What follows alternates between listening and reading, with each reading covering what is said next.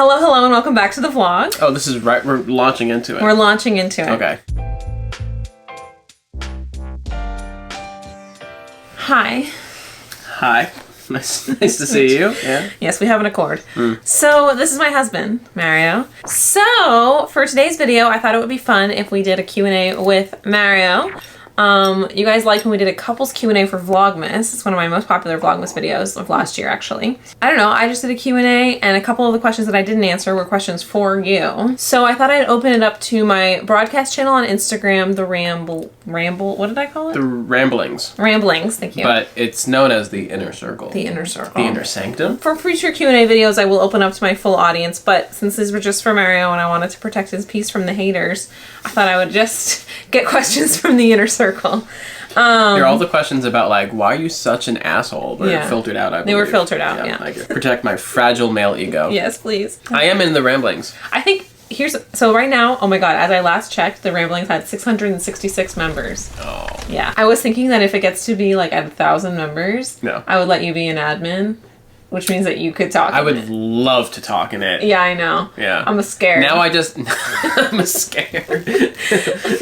I would cause chaos. Yeah, so if we're But not like destructive chaos. No, but it would be very annoying. We get to 1,000, I'd add you as an admin, and then we go down back to 900. Well, if you can't handle the heat, get out of the kitchen. I know, I would find it entertaining. Great. So yeah, I think that's gonna be what I do. But if we ever hit 1,000 members on that thing. God, subscribe, please. Anyway, if you guys don't know what I'm talking about, my Instagram broadcast channel, I've talked about it in the last couple of videos. Go check it out on my Instagram. So I pulled the questions that were asked the most frequently and the questions I found them interesting, and I tried to put them in an order that makes sense. Okay. And he's here because we're having a sleep regression situation, and so there's been no sleep in this house, so this was the only way we were going to be able to film this video. Oh, this is my first video I'm recording on my new camera, so this is kind of like our test. If it's terrible or we're out of focus or whatever, then it is what it is. Also, it only came with one battery, so we only have the life of this battery. Anyway, okay. I know you don't want to answer this first question, but I think it's really important because everyone's going to be thinking it the whole time, so we might as well just set the record straight right here. How and why do you pronounce the name the way you do? Okay. Actually, this person's legitimate word-for-word question is, what's the story behind the way you pronounce your name? It's short and sweet. There is a sector of the United States that runs roughly from Boston to Philadelphia, which has, geographically very small, but population-wise, quite large. The people there have an accent where they say my name, Mario. Yeah. Which is an A, that's a similar A to Apple or Matthew. It's just part of the accent. And my family has that accent. So when I was growing up, everyone who was around me said it that way. I used to have a very strong New York accent. I used to try to do acting when I was in high school and college, and just moving away from Staten Island, I lost pretty much all of my accent except for my name, because my name is my name. It's not an accent, it's just my name. It's who I am. So I do still say Mario, like I'm deep in Staten Island. Or Long Island, or Philadelphia, or anywhere in that Northeast area. So that's the story. I don't care as much as other people seem to care for me. That's true. I understand that most of the country doesn't say it that way, so Mario is perfectly fine. It feels weird. Except for Rachel. Rachel has to say Mario because she married me. Because I married you. Married you. Not married. Married. Now that's out of the way, hopefully people can understand. But it's good. I think it's good. Because I do know that I say Mario, and like every once in a while I get a comment that's like, why is she saying your husband's name like that? How does it feel to have such a badass bitch as a wife? Somebody asked, babe. Was it Rachel Rambles? No. I enjoy it that way. Yeah. I dated other women before Rachel. The dark times. And I would say there's a common trend where I tend to be attracted to women who go for what they want. They're badass bitches? Badass bitches, for lack of a better phrase. Yeah. Here's a good way to put it. I've always seemed to have been attracted to women who I admire, who I think are smart and capable. Me? Like you. Oh. And I married the best one of them all.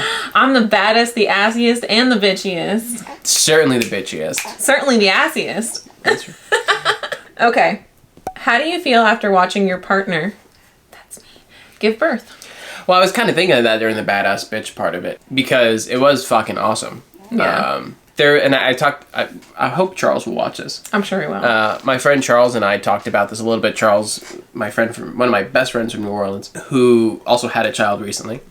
And we've talked about this feeling that at least we've both had, and probably common among a lot of to-be fathers or new fathers, which is a sense of, I want to do more, I want to help, I want to jump in and do something, and I can't, and it's frustrating. So that was part of it, of watching Rachel go through just pregnancy and labor and delivery. It was like, I wish I could have done something more. That being said, Rachel handled it phenomenally. Stop. Like a badass bitch. When we were, because I think you've talked about this, so Rachel was about almost a week over her due date. Mm-hmm. And so we had to schedule an induction. And so that was a process in and of itself of 20 hours of just sitting there and waiting for everything they were doing in the induction to take effect. If she had fear, she handled it perfectly well. The pain of it all, the epidural helped, but when the pain got bad, it was painful. It was definitely painful, but she pushed through it. All I had to do was just remind her once. It's like, hey, there's a baby at the end of this, and she was back on track. Yeah. And then the actual delivery itself, I don't think anyone could have done better. Like the nurse at the time, the nurse when it was happening was like, hey, let's do a practice push to see, how things are going. And meanwhile, she's numb basically from her chest fully down. And after one practice push, the baby was there. So literally aced it. And I was there the whole time holding her back and her leg and seeing the kid come out of her. And I don't know, at first it's incredible to see a life come out of your wife. But just the way that she's bounced back from all of that to the way she just immediately has been such a great mother to August. Don't. Stop. I don't know. I think I'm very lucky. And well, that's true.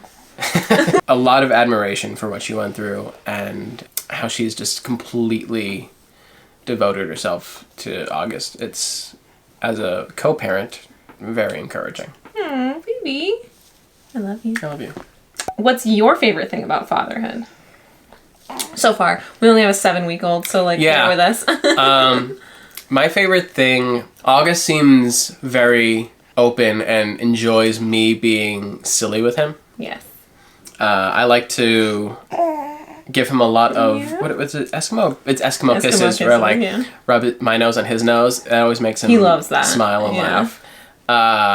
Whenever I just I don't toss him. I'm going to be tossing the fuck out of him once he has head control. I don't even want to hear it. But right now I just lift him up really high and bring him back down. Yeah, He's jumping up. Yeah. He likes that a lot. I sometimes grab him by the chin and his midsection and fly him around the room. And he likes that a lot. I like that he has all the silly things you do with him. He's a sense smiling. of humor. Yeah. And is down to chill. He's down to chill. What a bro. Because he's not quite 7 weeks old. Just basically a month and a half. So he's still in the metamorphosis of newborn mush to baby. Human baby. And so he's only just starting to emerge real personality and engage with him. So I'm really looking forward to when he can fully engage, interact, and play. Sure. But just the little steps he's making of being able to really make him smile. Yeah, the smiling is the newest developmental thing, and it's been fun for both of us because he gives us smiles for different things, and we've kind of both started to figure out what it is. And for Mario, it's definitely more play smiles. It also is really nice for the old ego that he looks a lot like me. Oh my god, he's you'll never see his face. And he's super cute. Picture this is a little baby. It's with no beard. Yeah. Yet. Yeah. How about, does August do anything that you notice Rachel does? He's hangry. I knew you were going to say that. He's super fucking hangry. Listen, if I don't eat, I get upset. I think that's normal. So as much as he looks like me, he acts like Rachel. Yeah. He definitely has he's me on the outside, but he's Rachel on the inside. He gets hangry all the time. He drools a lot, which Rachel does. Okay, whoa. What the fuck? Expose kissing me Yeah. in my sleep. And in his sleep, when he's on my shoulder falling asleep, I take him off and have a puddle. Same, when you fall asleep like on my chest or on my stomach or lap or something, and I move you, I have a puddle. I guess we're droolers. And I feel like I don't have a very good smile. Rachel has a very nice smile. And so when he smiles, I feel like he's got Rachel's smile. Oh, that's cute, baby. Yeah. But I like when he like is like that. Yeah. It's a spinning image. It's one of those. Yeah. Okay. How do you... I've answered this question in my last Q&A. So this is the same question, but it says, how does he feel parenthood has changed your relationship? You can say, don't know. You can say that it hasn't. Yeah. I mean, I feel like said. we've been together. I mean, because we've only been married for... It'll be 2 years. 2 years coming up. So not that long we're married. We've been together for a long time. So I think there's already been a level of trust that was established before that parenthood has reinforced. Yeah. But isn't necessarily new. I call her mommy a lot more. In fact, I don't know if I ever called her mommy really beforehand. That's not one of our kinks. So now I call her mommy. That actually was weird to get used to. Yeah. But I want him to call me mommy because I want August to hear me being referred to as mommy. And similarly, I call you daddy a lot more. Yeah, but she did that before. All right. What are you looking forward to sharing with August? Hobbies, sports, etc. Ooh, so many things. Okay, pick two. Okay, well, let me just say, anything I'm interested in, I want to try to put him into. If he then doesn't like it, I'm not going to force him on it. But I'm going to start from my interests.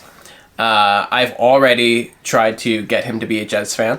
Yeah, we're setting him up for a lifetime of misery right there. We don't know. That's true. That's true. They seem to be turning a corner. It's our year. Yeah, it's our year. It's our year. Sorry. Once he's able to stand and hold things reliably, I will put a golf club in his hand, and I will try to golf with him as soon as I can. And if he doesn't like golf, then that's fine. Oof. But being a Jets fan and being a golfer are probably the number one things right off the bat. Like, I'm going to get him into those before he can talk. Or were you like 4 when you started golfing? 5. 5. 5 was kind of when I got into life. But you think you could have started earlier? Tiger did. How do you feel about going back to work and no longer being on paternity leave? Oh. I fucking hate it. Yeah. You had to go back so soon. You only had 6 weeks. So every state does it differently. California has supposedly the best in the country, which is for a father, you get 8 weeks of paternity leave at basically 75% pay from... It's complicated. Anyway, you can use that however you want for a full year after the birth. So I used about 5 weeks or so at first, and now I'm back at work, and we have a plan of how to kind of divvy up the remaining time. But it's not nearly enough. No. Other countries have like full year of full pay, which... Yeah. Wow, what a dream. I know. But I know. I think at the minimum you should have 3 months of getting through that, what they call the 4th trimester. Yeah. Not only to help support the mom and help get the kid in a good rhythm and, again, help him get fully transitioned from newborn mush to full human baby. Right. But for bonding purposes, I sometimes I'm at work and there's not a lot to do and I'm just sitting there like, why the fuck am I wasting my time doing nothing when I could be home, you know, getting to know my son better or helping Rachel do just like the daily things of changing him and putting him down to a nap and things like that. Yeah. Yeah, so I don't like it. I wish this country were better. Well, I worry just a little bit that he forgets about me. I know, but he won't. He doesn't. Someone said, what does he really do at work? Like, as if you're, like, lying to me, but... I have various administrative tasks. That's a deep cut for anyone who... Good Conan fans who out watches there. Conan. Yeah. I do a couple things. So, in my day-to-day job, I am the lead prep tech at one of the larger camera houses in Los Angeles. What that means is DPs will come in. Directors of photography. Sorry, that's right. Yeah, cinematographers, directors of photography will come in, and they're getting ready for a TV show that they're shooting or a movie that they're shooting, and they say, I want it to look like this. And I work with them to make that feasible. Build the right camera Build the package. right combination of cameras and lenses, and then accessorize that with all the things that you need on a modern film set, like wireless video, wireless focus, wireless, tons of stuff. Filtration. So recently, some of the bigger things that I've helped with in the sort of pre-production of are the Joker sequel, some Star Wars projects like Mandalorian and Ahsoka. I've done DC projects like Joker 2 and Black Adam. I've done some other movies. There's a movie coming out in, like, I think next year or the year after. That's a Bride of Frankenstein sequel that I just spent a lot of time with. Not sequel, remake. Yeah, remake. I'm also in the camera union out here, the Local 600. In that regard, I've worked on a number of TV shows. I've worked on Grey's Anatomy. I've worked on a show called Mayans. That's like a Son of Anarchy spinoff.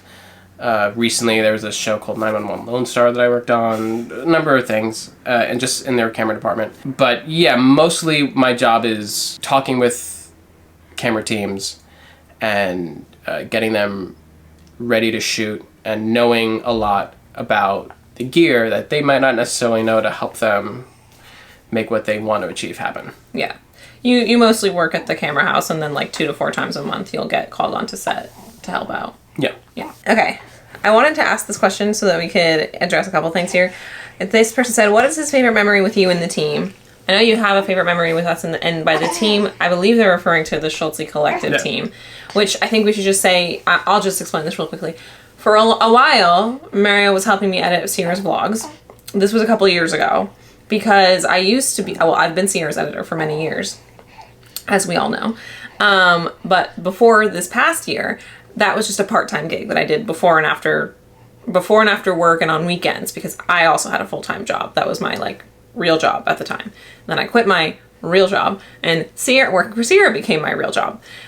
But when it was my part-time job, essentially, I wasn't able to necessarily keep up with all the vlogs, and Sierra wanted to hire an additional editor so that she could churn out as many vlogs as she wanted while still working with my schedule, because I was a little more limited back then. That's why I said, oh, I know someone who can edit. My husband. My husband is just as talented with editing. Well, I don't know if just as talented, but my husband can edit. It takes me a lot longer. Yeah. But the end product is good. Yeah. And then people loved when you edited the vlogs. Well, yeah, I would put a lot of my own jokes in it. You like to put your own jokes. Which maybe, I don't know how much my humor aligned with the Schultze No, I think people liked humor. it. Yeah, okay. Remember, we used to get a lot of positive comments. Yeah. But that ended, like, when? Like 2020? Was it like the last time you edited a vlog for her? 2021, maybe? That's about right. 2021. Yeah. So he hasn't actually worked for Sierra for a couple of years. I do still see like that question pop up every once in a while. Obviously, if we need Mario's help for anything, these days it would probably be more camera related. We ask, and obviously if I have any editing things I needed to, like, I'm happy to have him because I can bounce all my editing questions off of him and he knows what I'm talking about, which is nice. But he doesn't actually work for the team. That being said, you've been around the team for many years. Yes. So you can still answer the question, but I thought we would just like address that. Yeah, yeah, so it's been a while since I was part of the team. I would say my favorite memories, because I'm not with them when they're all sort of together very often. We have gone on a couple of these Schultze retreats, where basically in the winter, usually it is, the team comes together and tries to plan out what the next year is going to look like. There was one a couple of years ago in Big Bear, where usually one day we sort of go and have some sort of fun group activity. Yeah. And we did this tubing. The tubing was a lot of fun, because also sometimes we would go, we went down as a group, and I remember like spinning around, and I don't know. Tubing is fun. Tubing is a lot of fun. Even though I don't see the team a lot, we all tend to get along pretty well, especially when it's a good environment. We're all just having fun. Yeah. I think that was like, that's when you and Steven first bonded. I guess there was a theater room in that house. And I think Steven brought his, I forget if it was a Switch, I think it was a Switch. Yeah. And brought Mario Kart. And Steven and I developed an intense That's a good Mario way to be Kart friends rivalry. with Mario. Yeah. I am very, very good at Mario Kart. He is. And I kicked Steven's ass. Yeah. Steven will dispute that, but he'll be wrong. So, fun questions from here on out. Cool. Top 3 board games. Well, easy number one. Oh. Easy number one is a game called Return to Dark Tower. Yeah. I I think I've mentioned it before in the I feel like we have, yeah. channel. There's a game in the 80s called Dark Tower that is a cooperative game that is sort of, it's not in the Dungeons and Dragons universe, but it's similar to that in that you have little quests that you can go on. You have literal dungeons that you can explore, but there's a bad guy that has minions, and you team up with people who have different abilities and weaknesses to defeat the bad guy. A company called Restoration Games has sort of updated it for the modern era, and it's called Return to Dark Tower.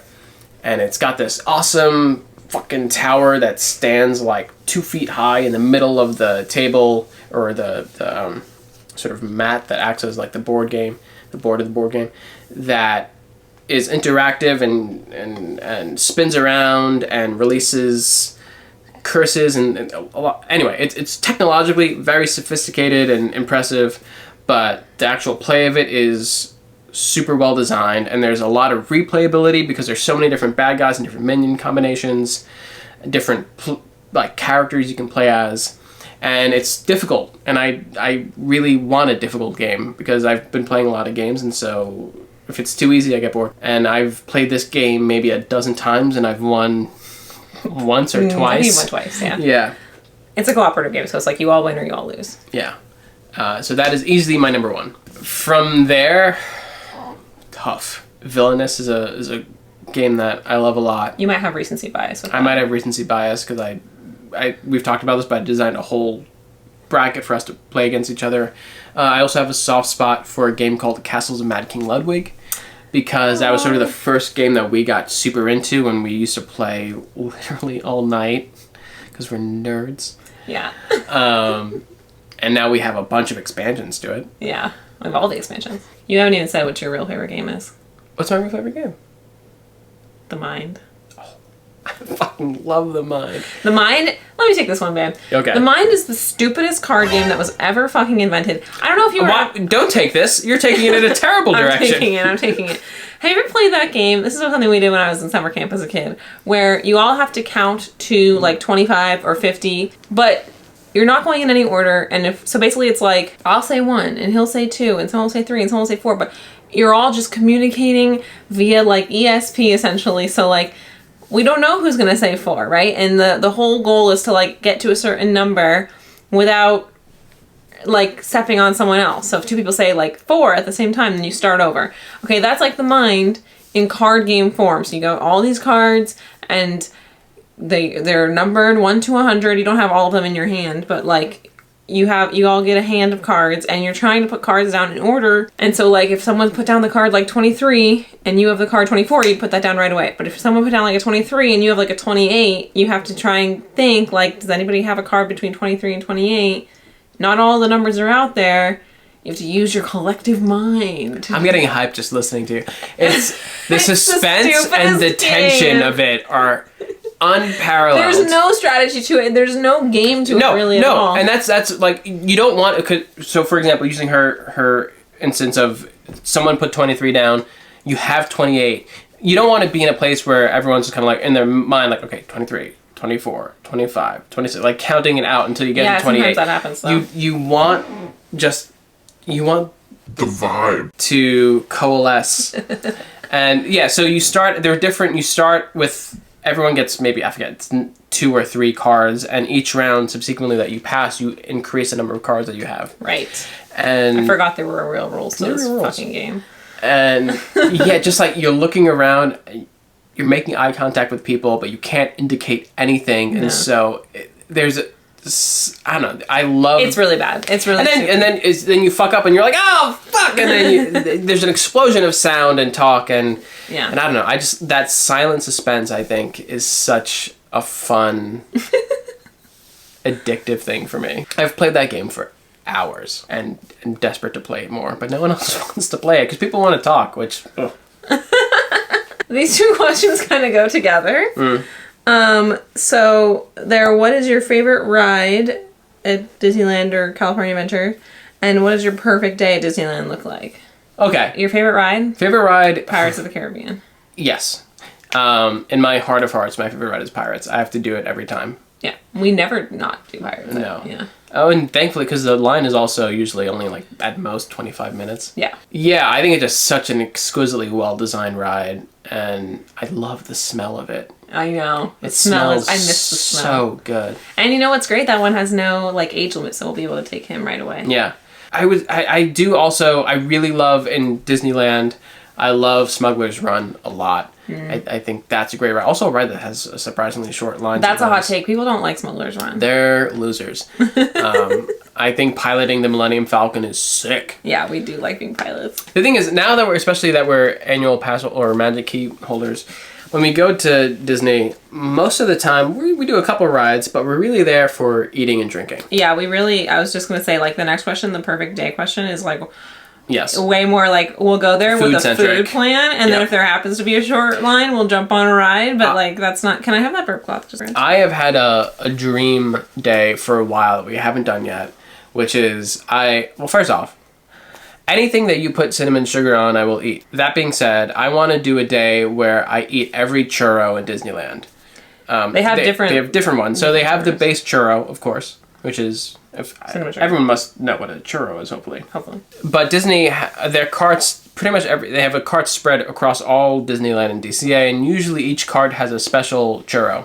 So my dream Disney day right now is to go to every cart and try each churro.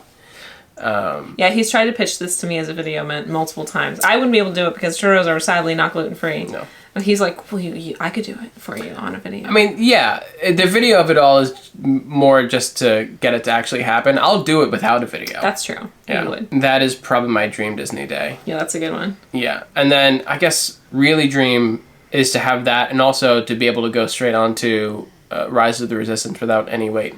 Yeah. Oh, we got cut off by the camera. Who would win in a fight, Darth Vader or Vision? Excellent question. Right up my alley.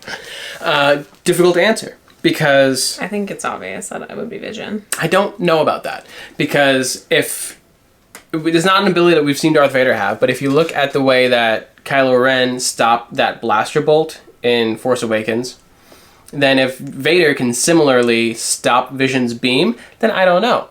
Because obviously Vader has the Force, and so that's something that Vision actually doesn't have. He doesn't have like telekinetic abilities, I'm pretty sure. Also don't know shit about Marvel Comics, so I'm talking about the movie Vision. MCU Vision. MCU Vision. Yeah. He also can just turn himself, not see-through, but you know, things can pass through Vision. So even so it's hard. I don't even know if Vader can even lock onto him. I think or more so like the saber wouldn't do anything to him. That too. So probably. Dude, my nipples, look at, my nipples are all over the place. One's going up, one's going down. What's wrong with my nipples? Nothing's wrong with your nipples, baby. It's sometime later. Oh, are we already rolling? Yeah. Okay. What? Nothing. We had to stop recording because the camera stopped recording, and then August woke up, and then we needed to play with him and feed him. Yes, you. And change him, and he does not want to go back to sleep, so he's on this little bouncer right here next to us. I think you were literally about to be like, so blank. We were talking about Vision and Vader, right? Yeah, and you had your whole argument, and then you were going to say, so ultimately, and I think that's where it cut. Okay, ultimately, I think what I was going to say is I can't see Vision getting beat. Yeah. Whereas I could see Vader getting beat, but I don't know how Vision would beat him. I think it'd be a very long battle. Just give the edge to Vision, even though I don't see how Vision beats Vader. But he just simply wouldn't lose. A standoff. I'd like to see it. And now that they're both Disney characters... Oh, we could see it. You could see it. That'd be fun. That'd be a cool crossover. Like, what if? Yeah. Last question, babe. Hi. You have my finger? You have Daddy's finger? Very strong. Oh, Drooly McGee. Very strong. Would you ever consider taking over a full vlog? I feel like I kind of have this one. Well, no, it's not really a vlog. This is more like... Oh. Maybe. I don't think I'm interesting enough for however many people watch these things to tune in. Would I do it? Yeah, I would do it if I had... I couldn't just vlog and just talk and ramble, I think, like some of your vlogs. You know, where you just... talk through your day. Yeah, that's what a vlog is. Yeah, I don't think I could do that. To have some sort of activity that I'd be doing. Oh, sure. You know, I always used to think that, but you'd be surprised. Like, just got used to like talking through my day. But I also don't feel like my day is interesting. Bless you. And yet, people think it is. Bless you. Rachel's more of an extrovert than I am. So the idea. You think that's an extrovert skill? I think so. I'm not so opposed to it that I wouldn't do it. I find I'm hard pressed to believe that there'd be an audience for that. But also, people maybe your audience might find me interesting just because I've been this ancillary character.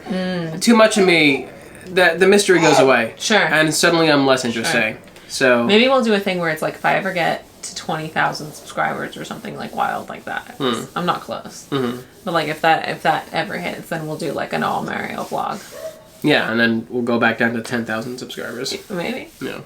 Okay, well that was it, man. How'd I do? I think you did a great job. Okay. Great job. Great job. You looked really cute doing it. You just like the beanie. I like the whole thing. I like the hair, I like the beard, I like the beanie, I like the sweatshirt.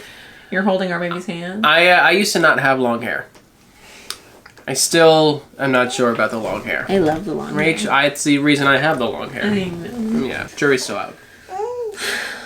Okay, well, this is my husband, and he answered all your questions, and if you ever want to know more about him, it's one of my favorite things in the world is to talk about Mario, so just let me know. Oh my god, you smell good. I showered. I didn't. Okay, well, we have to just go spend an enormous amount of time with our very awake baby. We just had dinner, so I don't know what we're going to do next. What should we do next, August? Go to sleep. Go to sleep? That sounds like a great idea. Actually, we've been watching X-Men 97, and it's kind of put us in the mood. Yeah, so good. We're up to episode 7 in real time. Anyway, it's put us in an X-Men mood, so we were talking about watching all the X-Men movies. We were trying to decide if we want to watch them in like chronological order or release order. We're still working that out. Yeah. Or if we wouldn't even watch all of them because we've seen all of them. There's some duds. We don't know if we want to put ourselves through some of them again. Anyway, so that's kind of what our evening's going to look like. Thank you so much for doing this with me, baby. You're welcome. I love you. I love you. You do? I do. You don't have to. I take it back. I love you. All right. Bye.